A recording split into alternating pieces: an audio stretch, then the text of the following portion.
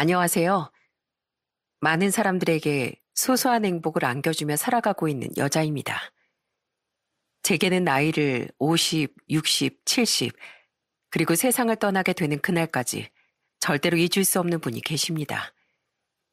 그분은 바로 저의 시어머님이신데요. 처음 만난 그 순간부터 이 세상의 소풍을 끝마치시는 날까지 제게 따뜻한 사랑을 남겨주고 가신 시어머님과의 소중한 인연에 대한 이야기를 지금부터 해볼까 합니다. 항상 사연 채널을 재미있게 보고 있는 사람이지만 이렇게 직접 사연을 보내보는 건 처음이라 조금 떨리네요. 그럼 시작해보겠습니다. 어릴 적 저희 부모님께선 작은 빵가게를 운영하시고 있었어요. 동네 위치에 있는 빵집이었기에 오며 가며 들리는 단골 손님들이 아주 많은 곳이었죠. 어릴 때부터 보고 자란 것이 부모님께서 맛있는 빵을 만드는 모습이었기에 저 또한 자연스럽게 빵을 만드는데 관심을 가지게 됐어요. 그래서 가끔 부모님께선 빵 반죽을 떼어서 제게 주시곤 했습니다. 자, 우리 공주님 만들고 싶은 거 한번 만들어봐. 어머니가 빵 반죽을 떼어주시면 전 그걸 가지고 이래저래 실컷 주무르기도 하고 귀여운 모양을 만들어 보기도 했습니다. 그게 또래 친구들이랑 공기놀이를 하는 것보다 술래잡기나 숨바꼭질을 하며 노는 것보다 몇 배는 더 재밌었어요. 어린 시절부터 부모님의 일을 동경했던 전 대학을 가지 않고 제가 제빵학원을 다니며 부모님의 일을 정식으로 배워보려고 노력했습니다. 그리고 학원을 다니면서 자격증을 딴 뒤 곧바로 부모님의 가게에서 일을 하기 시작했어요. 제가 가게에서 같이 근무를 하게 되면서 특별한 변화가 하나 찾아온 게 있다면 바로 특별한 날을 맞이한 사람들을 위한 케이크를 만드는 것이었습니다. 과연 많은 사람들이 관심을 가져줄까 싶었는데 생각보다 많이들 좋아해 주시더라고요. 저기 혹시 케이크 완성됐나요? 그럼요, 여기 있습니다. 우와, 정말 예뻐요. 매년 저희 아이 생일마다 여기서 케이크를 사갔거든요. 이번엔 조금 특별한 케이크를 만들어주고 싶어서 주문했는데 기대 이상이에요. 감사합니다. 일을 시작한 이후부터 하루하루가 정말 즐거웠어요. 주문 케이크도 만들어 가시고 겸사겸사 가게에서 맛있는 빵도 사가시고 부모님 가게는 동네에만 위치한 작은 빵집이었지만 조금씩 입소문이 퍼져서 아주 가끔 다른 동네에서도 케이크를 사러 오시곤 했습니다. 그렇게 30대로 접어들게 되면서 제겐 작은 심경의 변화가 찾아왔는데요. 프로포즈용 케이크나 고백용 케이크 혹은 연인의 생일 케이크를 만들어가는 사람들을 보고 조금 부럽다 하는 생각이 들었다는 겁니다. 저는 그때 당시 짧은 연애만 해봤을 뿐 한 사람을 오래 만나본 적이 없었거든요. 하지만 부러운 마음이 든다고 해서 무조건 누군가를 만나야겠다 생각을 한 건 아니었어요. 때가 되면 알아서 자연스럽게 생기겠거니 하고 물 흐르듯 살아가야겠다 싶었죠. 그러던 어느 날 갑자기 친구가 제게 소개를 받아보지 않겠냐는 소리를 하더라고요. 내 남자친구의 친구인데 사람이 참 괜찮대. 우리랑은 3살 차이고 들어보니까 중견기업 다니고 있고 연봉도 꽤 된대. 좋은 회사 다니는 사람이 나 같은 사람이 눈에 들어오기나 할까? 잘 되면 인연이고 잘 안 되면 친구로 남는 거지 뭐. 한번 만나봐. 용기 있는 사람이 능력 있는 남자를 얻는다는 것도 모르니? 친구는 계속해서 제게 소개팅을 받아보라고 옆구리를 쿡쿡 찔렀습니다. 태어나 처음 받아보는 소개팅이었기에 혹시라도 삐걱거리진 않을까 그 부분이 제일 걱정이 됐어요. 하지만 절 생각해서 말을 꺼내준 친구를 봐서라도 용기를 한번 내어보기로 마음을 먹었습니다. 친구의 말대로 잘 되면 인연으로 이어지는 것이고 안 되면 지인으로 지내지 뭐 하는 마음을 먹고서 기대를 내려놓고 소개팅 자리에 나갔고 그곳에서 남편을 처음 만나게 됐어요. 서로 자기소개를 하고 직업에 대한 이야기를 하는데 제가 부모님의 빵집에서 일을 하면서 특별한 기념일에 케이크를 만들어드리고 있다고 하니 눈을 반짝이며 이렇게 물어보더라고요. 어릴 때부터 대학까지 쭉 공부만 해서 제가 그런 건 잘 모르거든요. 신기하네요. 그러면 케이크를 손으로 직접 만드시는 거예요? 네, 크림 바르는 것부터 시작해서 데코레이션까지 전부 다 제가 하고 있어요. 와, 너무 멋있는데요. 다음에 기회가 된다면 지우 씨가 만든 케이크도 한번 먹어보고 싶어요. 남편은 듣던 대로 괜찮은 성격을 가지고 있는 사람이었습니다. 중견기업을 다닌다고 으스대지도 않았고 서로 대화도 잘 통한다고 생각했기에 저희는 첫 만남 이후 2번 정도 더 만남을 이어가다 연애를 한 지 2년 만에 결혼을 약속했습니다. 서로 나이가 있는 편이었기에 시간을 더 지체할 순 없겠다 싶었죠. 친정에선 남편과의 결혼을 문제없이 허락해 주셨지만 걱정이 되는 건 다름 아닌 시댁이었습니다. 남편은 어릴 적 아버지가 돌아가시고 홀어머니 손에서 자랐다고 했거든요. 심지어 남편은 밑에 남동생 한 명 있는 장남이었습니다. 그 말을 듣고 나니 혹시라도 결혼을 반대하시면 어떡하지? 그래도 집안의 장남인데 더 나은 사람에게 장가를 보낼 생각이라고 하시면 어떡하지? 혼자 5만 가지 고민을 다 하고 있으니 남편이 웃으며 이렇게 말을 하더라고요. 우리 어머니 좋은 분이셔. 나랑 남동생 혼자 키우시면서 우리한테 화 한 번 낸 적 없을 정도로 좋은 분이시니까 전혀 걱정 안 해도 돼. 어머니께선 작은 꽃집을 운영하고 계시는 분이셨어요. 꽃집을 운영한 것만 20년 정도 됐다고 하시더군요. 조심스럽게 꽃집 문을 열고 들어가는 순간 확 풍겨오는 향긋한 꽃냄새와 싱그러운 화분 냄새가 코끝을 감돌았습니다. 저도 식물을 좋아하는 편이었기에 좋은 냄새가 나니 들어오자마자 기분이 확 좋아지더라고요. 그런 절 보고 어머님은 웃으며 제게 다가오셔서는 말을 거셨어요. 평소에 꽃이랑 식물을 좋아하는 편인가 봐요. 들어오자마자 냄새부터 맡는 거 보면. 죄송합니다, 어머니. 인사 먼저 드렸어야 하는데 들어오자마자 향기가 너무 좋아서 저도 모르게 그만. 처음 뵙겠습니다. 이지유라고 합니다. 걱정했던 것과는 달리 어머님께선 굉장히 따뜻하고 인자하신 분이셨어요. 가게 안의 꽃들과 식물들도 정말 하나같이 전부 다 생기를 띠고 있었어요. 그런 것만 봐도 가게에 얼마나 공을 들이시는지 알 수 있었죠. 어머님께 가볍게 인사를 드리고 꽃집 문을 잠시 닫고 함께 식사를 했습니다.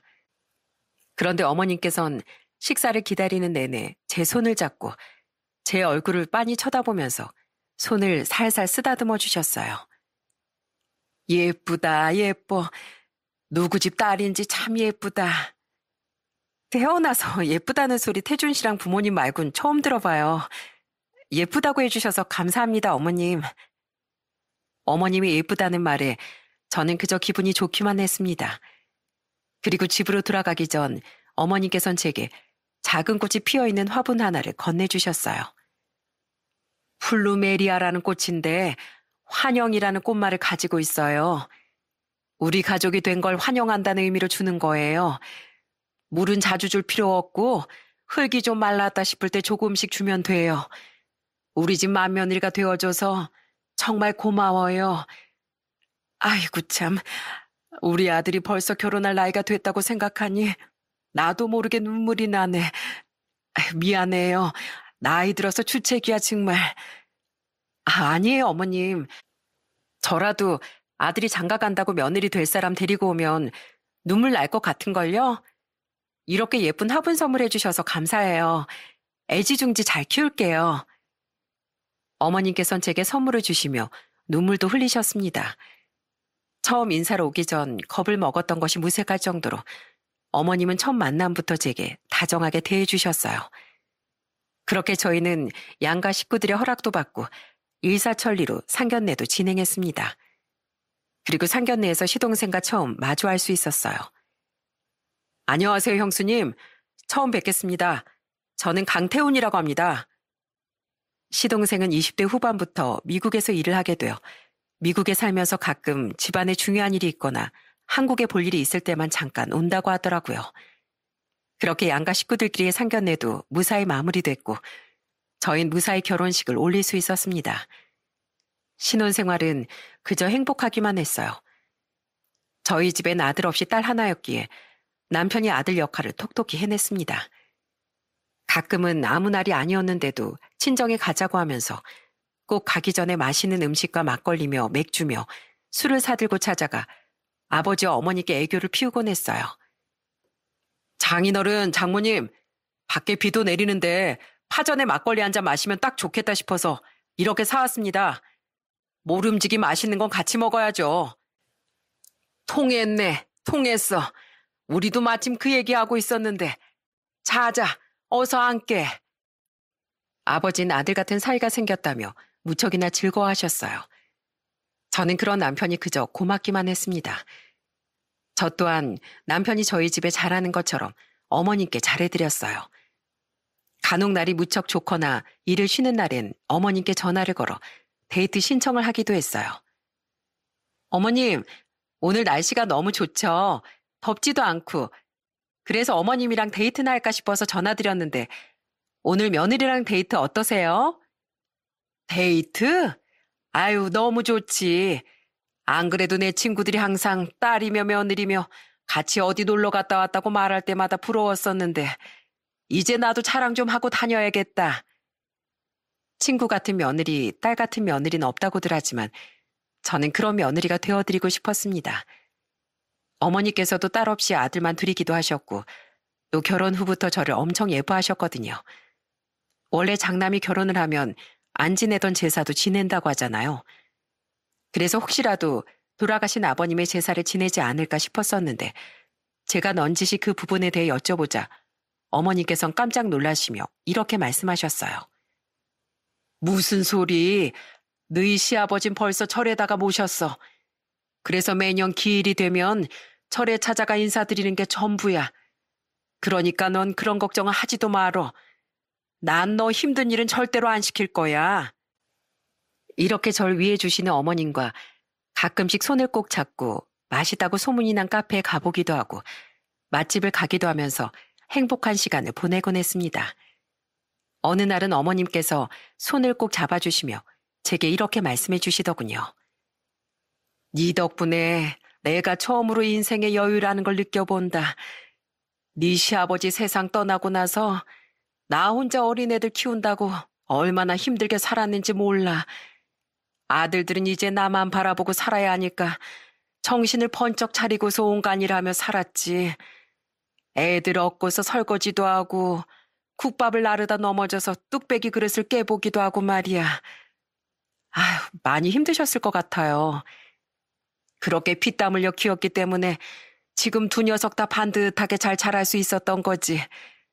그리고 틈틈이 모은 돈으로 조그만 꽃집을 차려 지금까지 운영하고 있는 거고 애들 다 키워놓곤 혼자서 해외여행 한번 가보고 싶어서 비행기 여권까지 다 만들어놨는데 아이 바빠서 해외는 고사하고 제주도도 한번 못 가봤어.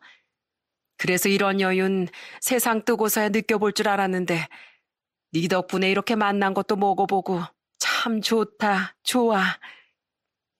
어머님의 옛 얘기를 듣고 참 대단하신 분이라는 생각이 들었습니다. 저라면 절대로 하지 못했을 일들을 어머님께선 힘들어도 자식을 위해 이겨내신 거니까 말이죠. 그렇게 저희는 양가 부모님들과 좋은 관계를 유지하면서 살아갔습니다. 그런데 딱 결혼 3년 차가 되던 해부터 남편은 뭔가 조금씩 달라지기 시작했어요. 틈만 나면 미팅이네 뭐네 이런 이유로 집에 새벽 늦게 들어오는 건 기본이었고 해외 출장을 간다며 길게는 일주일씩 자리를 비우기도 했죠. 가끔 가다 한두 번이야 충분히 업무상의 문제라고 생각할 수 있지만 자주 이렇게 난리를 피우니 뭔가 이상하다 싶었어요. 당신 요즘 술자리가 왜 이렇게 잦아? 해외 출장은 또 왜 이렇게 자주 다니고? 원래는 안 그랬었잖아. 외부적인 일이 이렇게 늘어난 이유가 있어? 여보, 팀장님이 나 이쁘게 봐주고 계셔서 부장님이랑 같이 해외 출장도 보내주시고 미팅 자리에도 데리고 다녀주시고 하는 거야. 그러니까 나 이렇게 바쁘게 사는 거 이해 좀 해주라. 남편은 본인을 이해해달라는 듯 제게 이런 식으로 이야기를 하더군요. 생각해보니 제 친구들도 회사 생활이 힘들다며 궁시렁대고 회식 자리에 억지로 끌려가는 모습을 몇 번 봤었기에 남편도 그런 상황인가 보다 싶어 사회생활하는 남편을 이해해줘야겠다 싶은 마음에 그냥 넘어갔습니다. 저희 가족에게 불행이 찾아온 건 그로부터 얼마 지나지 않은 날이었어요. 어느 날부턴가 어머니는 밥을 먹지 않았음에도 배가 부르다고 말씀해 주셨고 또 살이 점점 빠지기 시작하셨으며 가만히 서 계시기만 해도 잠이 온다는 이야기를 자주 하셨습니다.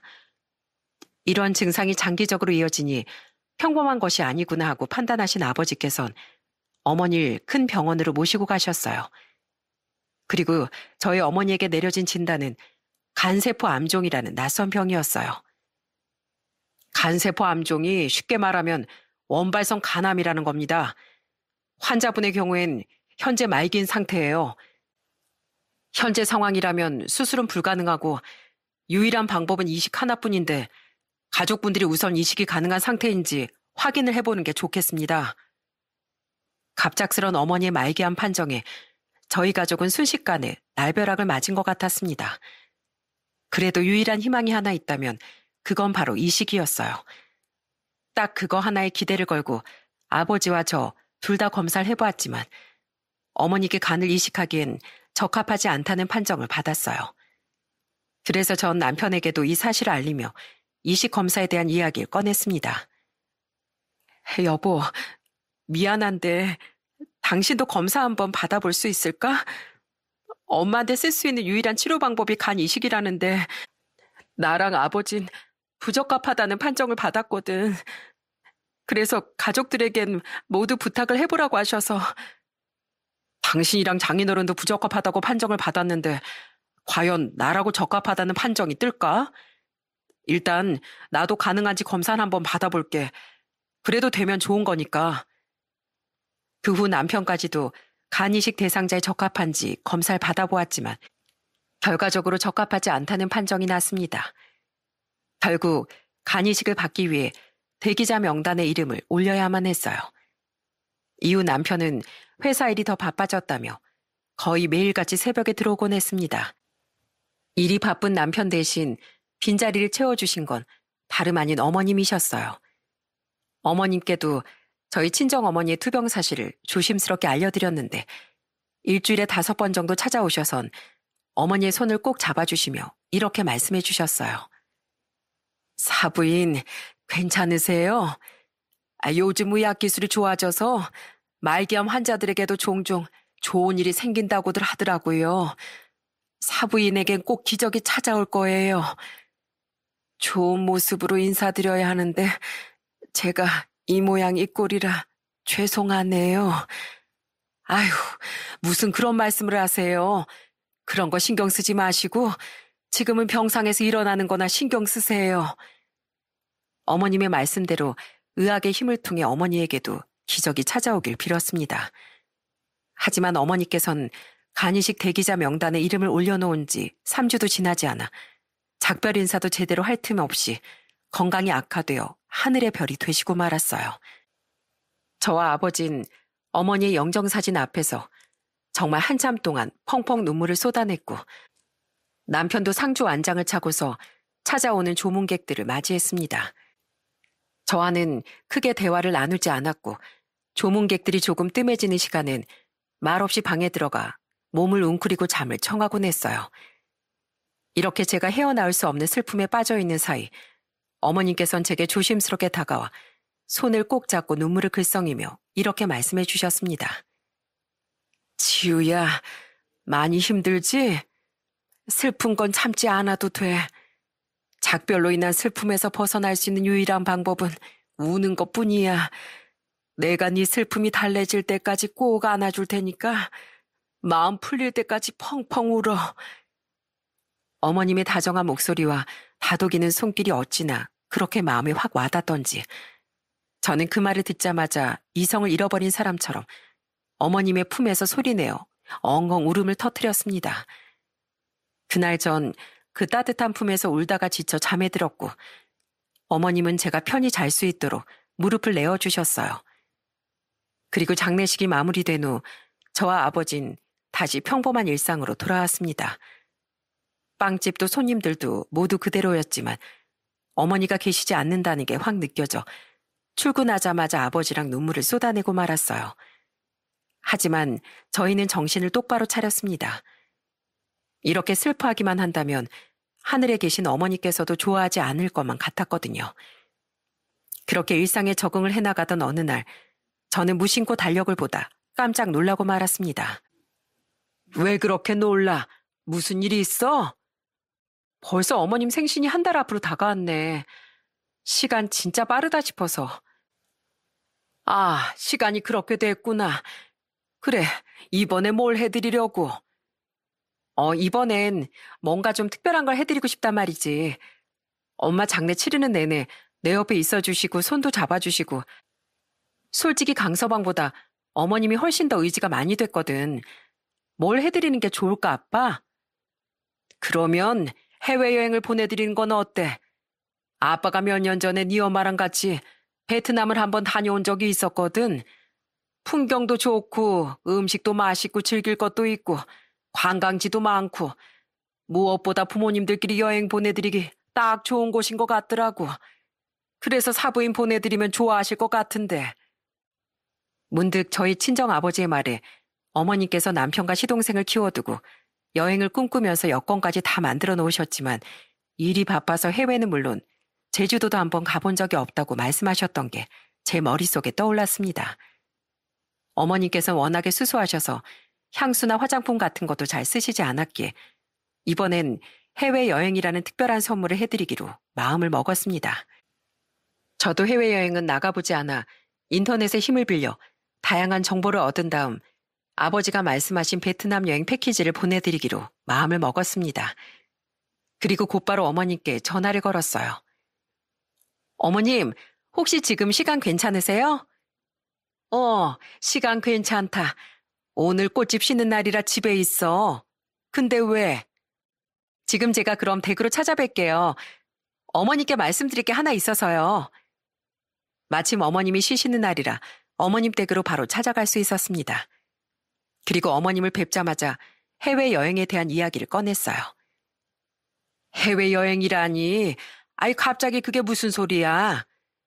저희 엄마 상 치르면서 계속 제 손 잡아주시고 안아주시고 어머님이 저한테 많이 힘이 되어주셔서 이번 어머님 생신 때 특별한 선물을 드리고 싶었어요.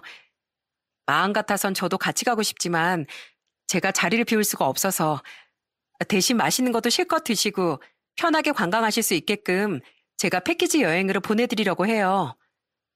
난 네가 해주는 거라면 뭐든 좋지만 아유, 해외여행 가는 게 한두 푼 드는 것도 아니고 그동안 쉬지도 못하시고 고생만 하셨을 텐데 이번 기회에 푹 쉬다 오세요.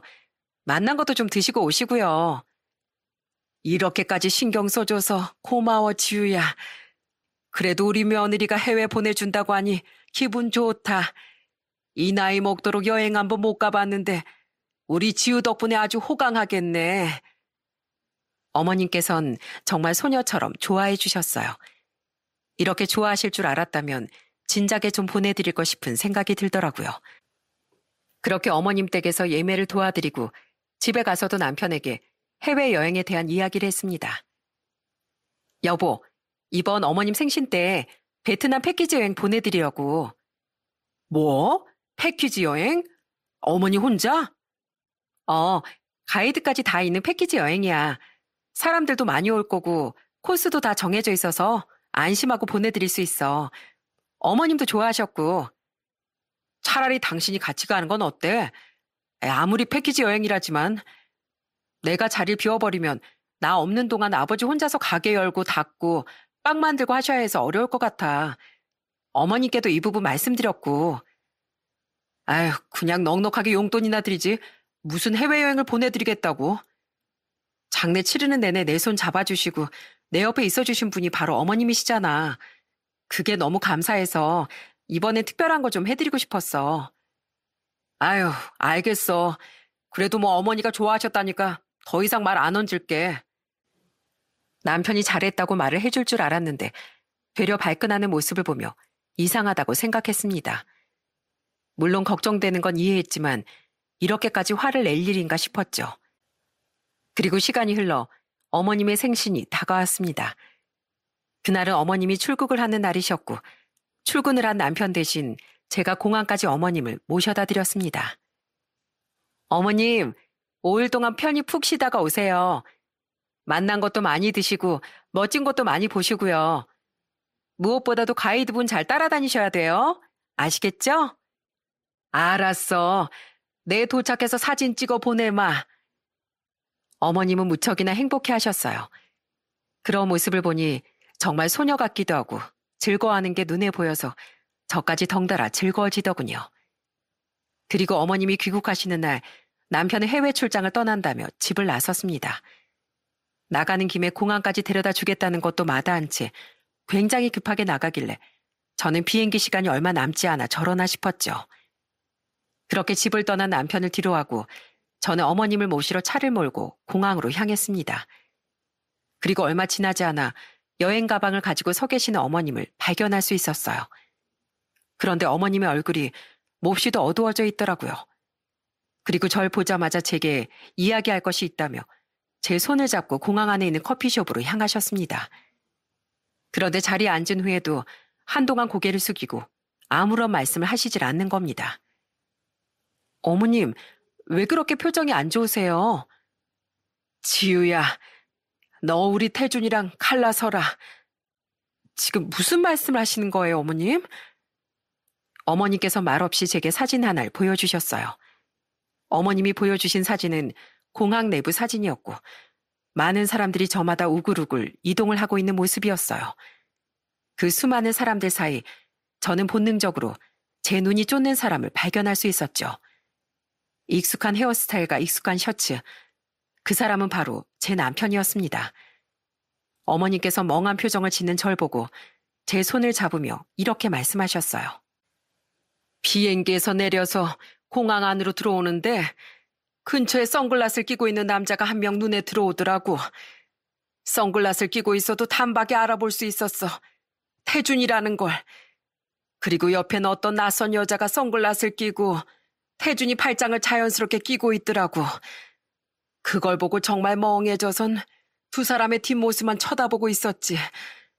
난 태준이를 봤지만 태준인 선글라스를 낀 데다가 사람이 많아서 그런 건지 날 그냥 지나쳐 가더구나. 겨우 정신을 차리고 달려가서 뭐 하는 짓이냐고 묻고 따지고 싶었는데 사람들도 너무 많았던 데다 걸음걸이는 또 어찌나 그렇게 빠른지 정신을 차려보니까 벌써 저만치 가 있더라고. 그래서 너한테 보여주려고 되는 대로 겨우 이렇게 사진 한 장 찍어 보여주는 거야. 몸이 사시나무처럼 덜덜 떨리는 것 같았습니다. 남편의 옆에 있던 그 여자 누군지, 언제부터 만난 것인지 알고 싶은 것들이 너무 많았어요. 어머님, 이럴 땐 어떻게 행동해야 돼요? 누가 그러더라. 한 번 바람 피는 건 어렵지만 한 번 성공하면 계속 피게 되는 것도 바람이라고. 난 네가 이런 놈이랑 같이 살면서 상처받는 꼴 절대로 못 본다. 그러니 봐주거나 그럴 생각하지 말고 뒤도 돌아보지 말고 태준이 한국 돌아오는 대로 갈라서. 아니다. 그냥 이놈 한국 돌아올 때까지 우리 집에 있어. 내가 옆에 있어 줄 테니까. 한 번도 생각해 본 적 없던 남편의 외도를 눈으로 직접 확인하니 머릿속이 백직장이 되는 기분이었습니다. 어머니 말씀대로 저는 남편이 한국으로 돌아올 때까지 어머님 댁에서 출퇴근을 했습니다. 게다가 남편은 전화는 받지 않았으면서 문자는 잘만 하더라고요. 오늘은 뭘 했고 지금은 어디고 아예 사진까지 찍어 보내주면서 말이죠. 그 사진이 직접 찍은 사진이 아니라 인터넷에서 가져온 사진이라는 걸 알기까진 긴 시간이 걸리지 않았습니다. 그리고 남편이 귀국을 하는 날이 다가왔어요. 저는 남편에게 한국에 도착하는 대로 어머님 댁에 오라고 연락을 남겼습니다. 그날 어머님께선 꽃집도 열지 않으시고 제 옆에 있어 주셨고 저도 미친 듯이 뛰는 심장을 겨우 진정시키며 남편이 오기만을 기다렸죠. 그리고 남편이 집 문을 열고 들어오자마자 어머니께서는 웃으며 이렇게 말씀하셨어요. 우리 큰아들 출장은 잘 다녀왔니? 어머니, 힘들어 죽는 줄 알았어요. 매번 이렇게 비행기 타고 며칠씩 왔다 갔다 하니까 너무 지쳐요. 그래, 많이 힘들었겠지. 왜냐면 출장을 간 게 아니라 다른 여자랑 시시덕거리고 놀러 다녀온 거니까. 어머님께서 큰 소리로 소리를 지르시자 깜짝 놀란 남편은 토끼 눈을 뜬 채 어머님과 저를 번갈아 봤습니다. 어머님은 그런 남편을 보고서 더 화가 나신 듯 마구 소리를 지르셨어요. 멀쩡히 두 눈 뜨고 살아있는 마누라 놔두고 다른 여자 만나 거짓말이나 뻥뻥 쳐대면서 해외여행 다니고 술 마시고 난 널 그런 사람으로 키운 적이 없는데 대체 무슨 생각으로 그런 막대 먹은 짓거리를 하고 다닌 거야? 당신 언제부터야?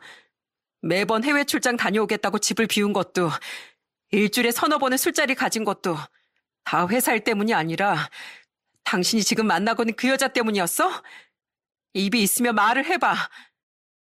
그래, 이왕 이렇게 된 거 솔직하게 말할게. 나 다른 사람 생긴 거 맞아.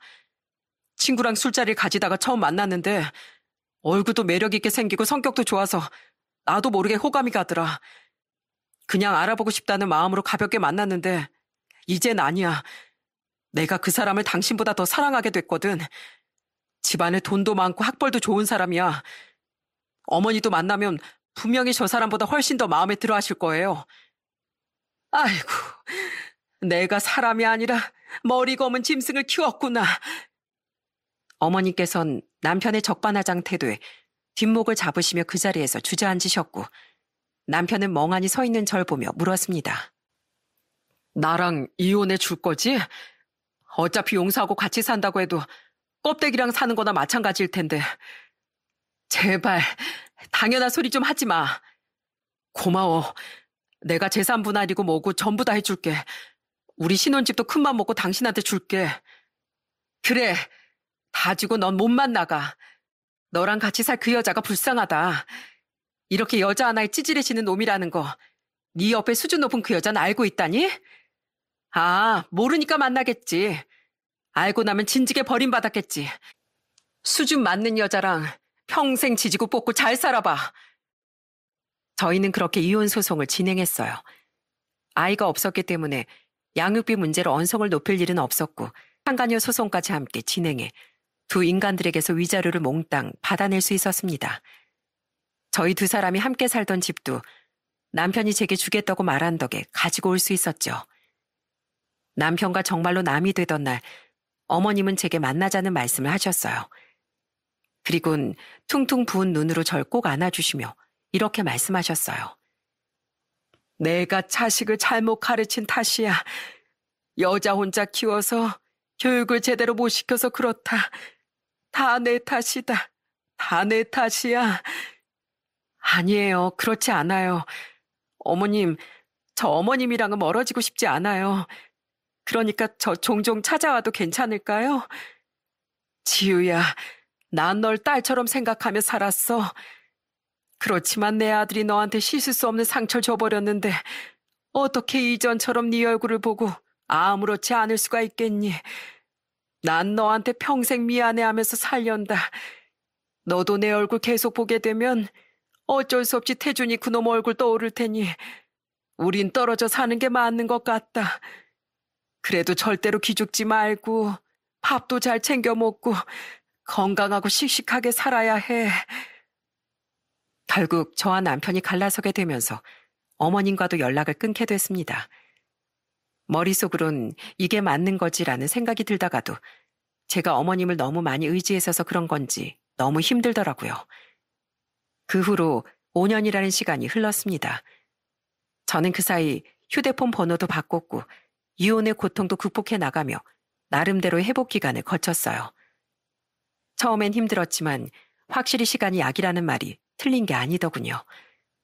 그러던 어느 날 조용하고 한적한 가게에 한 청년이 문을 열고 들어왔고 저는 그 청년의 얼굴을 보고 깜짝 놀랄 수밖에 없었습니다.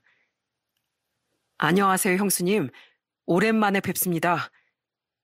그 사람은 바로 시동생이었어요. 시동생은 제게 할 말이 있어 찾아왔다며 잠시 시간을 내어달라고 했고 저희는 근처 커피숍에서 편히 앉아 대화를 나눴습니다. 오랜만에 보네요, 도련님. 그동안 잘 지냈어요? 우리 가게는 어떻게 찾아왔어요? 도련님은 한 번도 와본 적 없잖아요. 어머니께서 형수님 가게 이름을 정확하게 기억하고 계셨어요. 그래서 혹시나 해서 검색을 해봤더니 지역에 딱 하나밖에 안 뜨더라고요.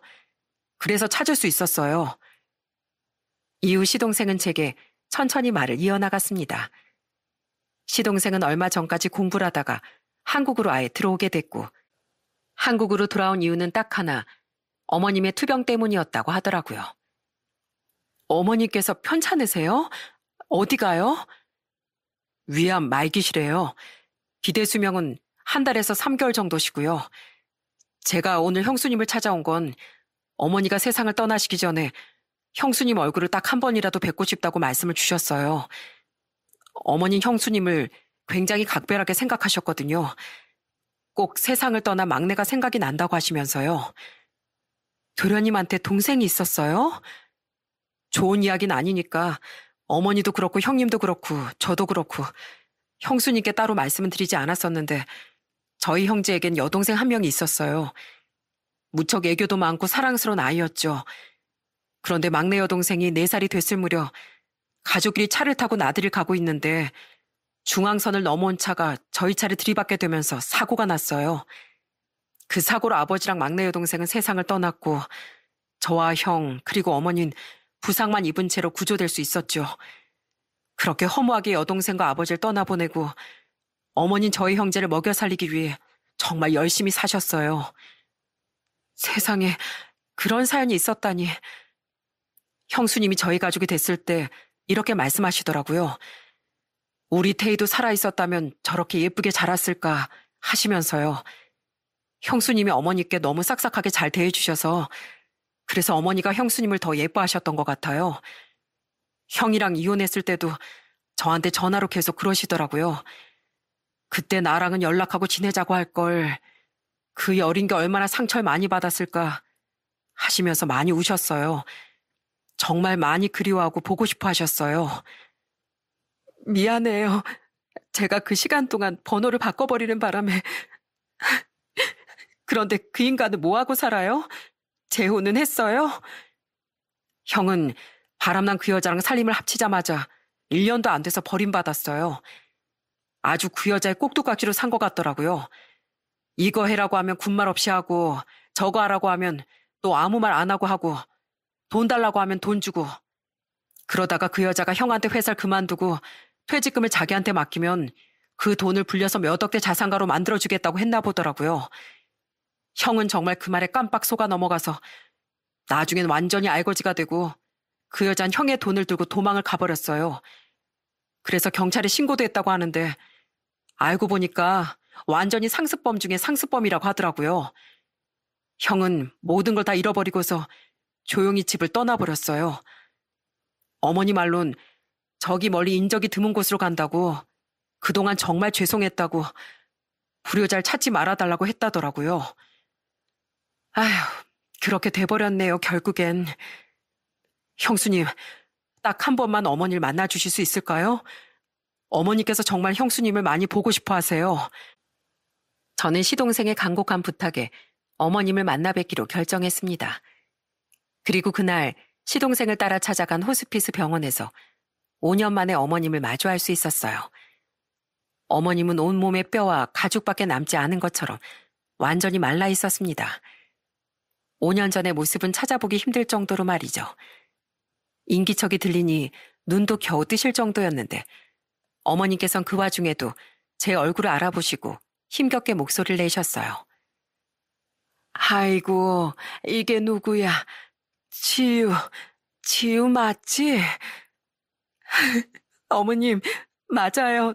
저 지유예요. 어머님, 왜 이렇게 마르셨어요? 네? 지유야, 이리 와봐. 이게 꿈인가 생신가 어디 한번 안아보자. 어머님께선 겨우 상체를 일으켜 저를 꼭 안아주셨습니다. 이전과는 너무 다른 앙상하게 야이고 늙어버린 어머님의 모습에 저는 그만 어린애처럼 엉엉 소리를 내어 울어버리고 말았어요. 울지 마로 지우야. 난 괜찮다. 괜찮어. 어머님, 죄송해요. 어머님이 그렇게 밀어내셨어도 제가 무슨 소리를 써서라도 찾아뵀어야 하는 건데 도련님한테 이야기 다 들었어요. 세상을 떠나 막내 따님 이야기. 그래서 저를 더 딸처럼 생각하고 각별하게 여기신 거라고. 이제 절대로 어머님 옆을 떠나지 않을 거예요. 이렇게 약속드릴게요. 저는 그렇게 5년 만에 다시 만나게 된 어머님의 곁을 떠나지 않고 지켰습니다. 어머님께선 저와 함께 하셨던 모든 순간들을 기억하셨고 가끔은 사진첩을 넘겨보시기도 하면서 저와 함께 했던 것들을 추억하곤 하셨어요. 어머님, 이때 기억나세요? 어머님이랑 처음 카페 간 날이잖아요.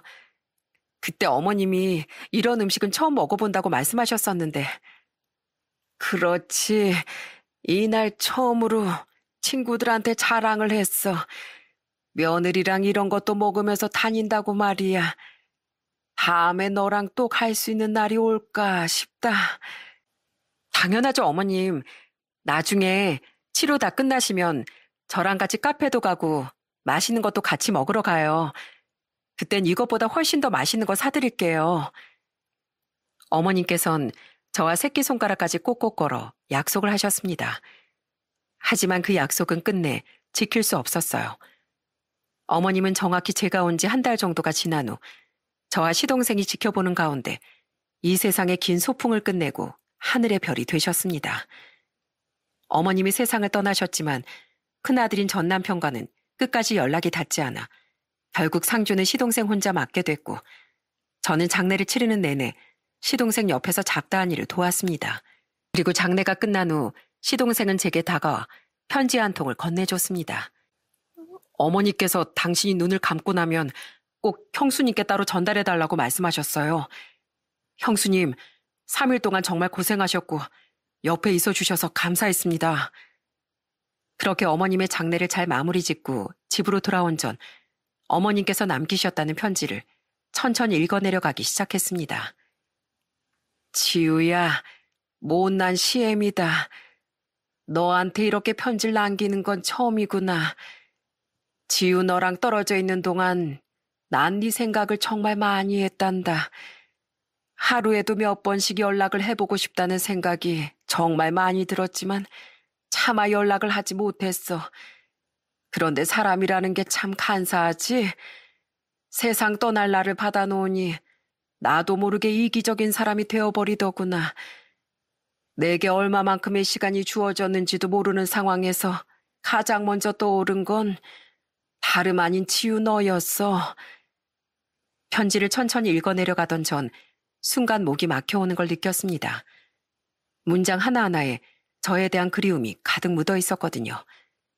한참 동안 먹먹한 감정을 느끼던 전 겨우 감정을 추스른 후 다시 남은 문장들을 읽어내려갔습니다.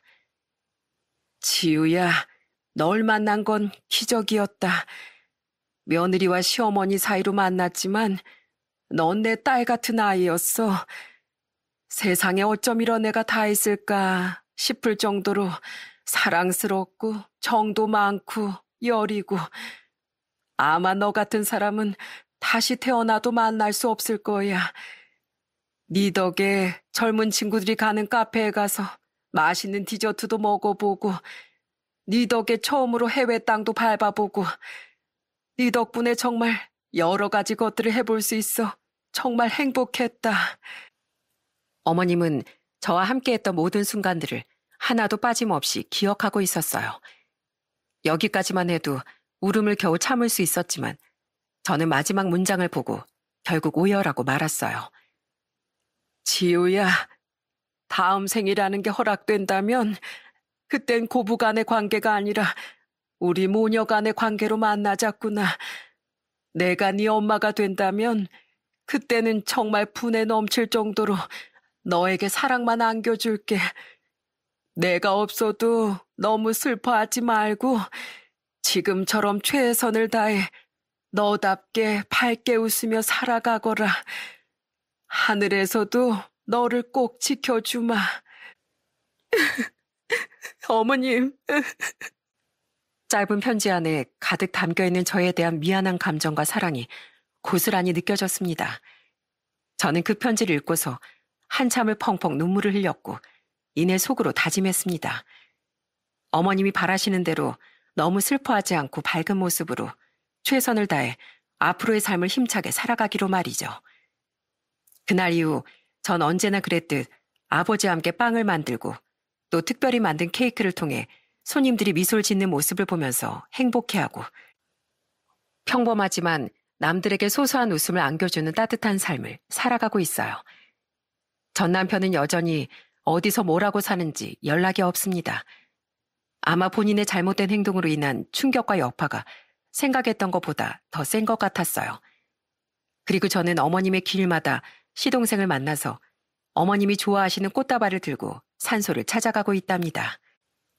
그새 풀이 많이 자랐네. 어머니, 아들 왔습니다. 오늘도 어김없이 형수님이랑 같이 왔어요. 좋으시죠? 어머님, 저 왔어요. 하늘에선 건강하게 잘 지내고 계시는 거죠? 많이 보고 싶어요. 전 어머님이 말씀하셨던 대로 슬퍼하지 않고 최대한 잘 지내고 있어요. 그러니까 어머님께서도 하늘나라에서 건강하게 잘 지내고 계셔야 돼요. 아시겠죠? 앞으로는 더 자주 찾아뵐게요. 전 남편으로 인한 상처는 아마 시간이 지나도 흉터로는 남아있겠지만 그 사람을 알고 함께 지냈던 시간조차 부정하진 않습니다. 그 사람을 만나지 않았다면 아마 마음씨 따뜻한 저희 시어머니를 만날 일도 없었을 테니까요. 나의 인연은 내가 기억하는 이들이 아니라 나를 기억해주는 이들임을 잊지 말아야 한다. 라는 명언이 있습니다. 물론 내가 기억하는 사람들 또한 소중한 인연일 수 있지만 힘든 상황에서 가장 필요한 순간에 나를 기억하고 찾아주는 사람들 또한 인생에 있어 가장 소중한 인연임을 기억하며 살아가셨으면 하는 마음에 이렇게 사연을 보내게 됐습니다. 저의 길고 긴 사연은 여기까지입니다. 제 사연을 들어주신 많은 분들의 하루가 언제나 반짝이며 빛이 나길 바랍니다. 감사합니다.